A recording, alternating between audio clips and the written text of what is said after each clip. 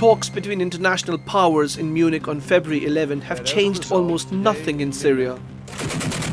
Neither side has ceased hostilities. Russian jets continue to target civilians, and regime forces are now closing in on Aleppo.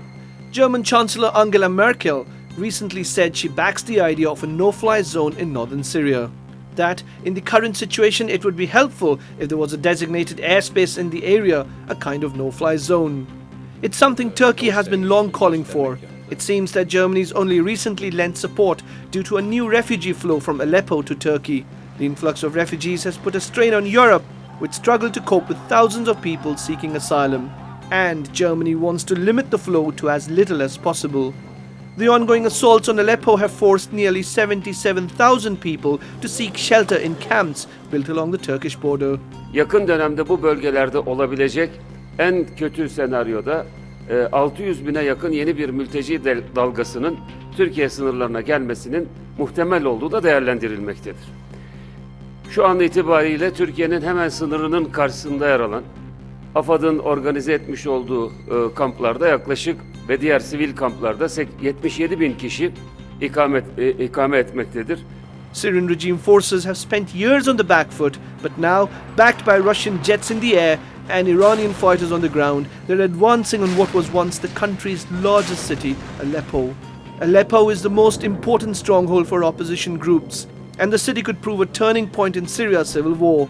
Regime forces have recently seized a key corridor which cut off much of the humanitarian aid coming to opposition groups.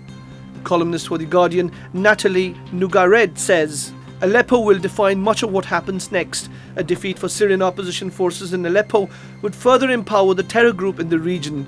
Western strategy against Daesh has officially depended on building up local Syrian opposition ground forces. The Syrian Observatory for Human Rights says during the Russian-backed regime attacks on Aleppo since the beginning of February, at least 500 people, including 23 children, were killed. The organization also says Russian war jets have carried out a staggering 320 sorties in Aleppo during 3 days of February. Meanwhile, Syrian YPG militants are taking advantage of Russian airstrikes and advancing to Azaz. This has alarmed Turkey, which considers the YPG the Syrian extension of the PKK and a terrorist organization.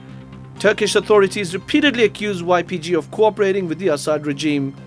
Because of that, Turkish troops are shelling YPG positions in the Syrian city of Azaz.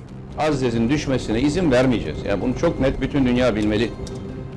Despite calls by Turkey and international powers to stop targeting civilians on February 15, Russian jets bombed 5 hospitals and 2 schools in the north. Nearly 50 people were killed, including at least 10 children.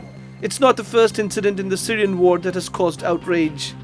And after the uncertain outcome of the talks in Munich, it will unlikely be the last.